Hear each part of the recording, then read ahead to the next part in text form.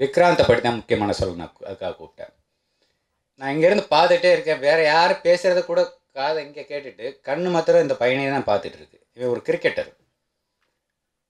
ஒருத்தரும் பேசுகிறபோது அவங்க பவுலிங் போடுறாங்க அப்படின்ற மாதிரியே தான் பார்க்குறாங்க. கண் அப்படியே விரித்து பார்த்துட்டு இருக்கேன். அது இந்த லைட்டில் தெளிவாக தெரியுது.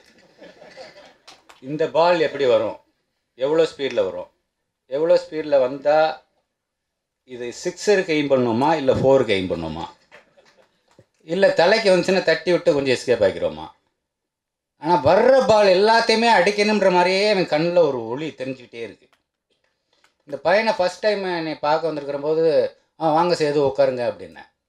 சார் என் பேர் சேது இல்லை விக்ராந்த் அப்படின்னா. எனக்கு என்ன பதிஞ்சிருச்சுன்னா, சுசீந்திரன் டைரக்ட் பண்ண அந்த பாண்டிய நாடு படத்தில் சேதுன்னு ஒரு கேரக்டர் பண்ணியிருந்தான் அந்த பையன். எனக்கு அந்த சேதுன்ற கேரக்டராகவே பதிஞ்சது. அந்த அளவுக்கு அந்த படத்தில் ரொம்ப பிரமாதமாக பண்ணியிருந்தான்.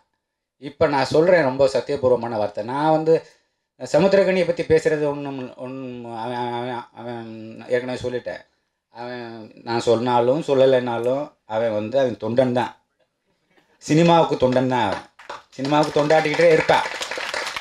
அவன் பண்ண ஒன்று தப்பு, ஏதோ படம் பேர் சொல்ல விரும்பல, ஏதோ ஒரு சின்ன தவறான ஒரு கேரக்டர் பண்ணான். அதுக்கு நான் அவனை கூப்பிட்டு சொன்னேன், உன் மேலே பெரிய மரியாதை இருக்குது ஜனங்களுக்கு, தயவு செஞ்சு இந்த மாதிரி கேரக்டர் பண்ணாதேன்னு. அண்ணன் இனிமேல் சத்தியமாக இதோடு விட்டுறேன்னு, இனிமேல் நான் நல்ல தரமான படமாக நடிக்கிறேன்னா என்ன. சரி, நான் அவனை விட்டாது. இந்த பையனை நான் சொல்கிறேன், எழுதி வச்சுங்க. கொஞ்சம் தாமதம் ஆயிடுச்சு. இப்போ ஒன்றும் வயசு இல்லை, சின்ன பையன்தான். இன்னும் ஒரு 2 ஆண்டுகளுக்குள்ள இவன் ஒரு மிகப்பெரிய ஸ்டாராக தமிழ் சினிமாவில் நிற்பான்.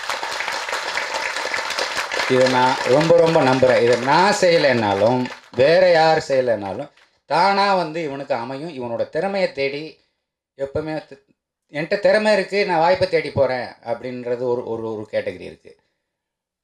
வாய்ப்புகள் சில திறமைசாலிகளை தேடி வரும். அந்த மாதிரி வாய்ப்புகள் இந்த திறமைசாலியை கண்டிப்பாக தேடி வரும். இவனுக்கு என்னோடய வாழ்த்துக்கள். நன்றி.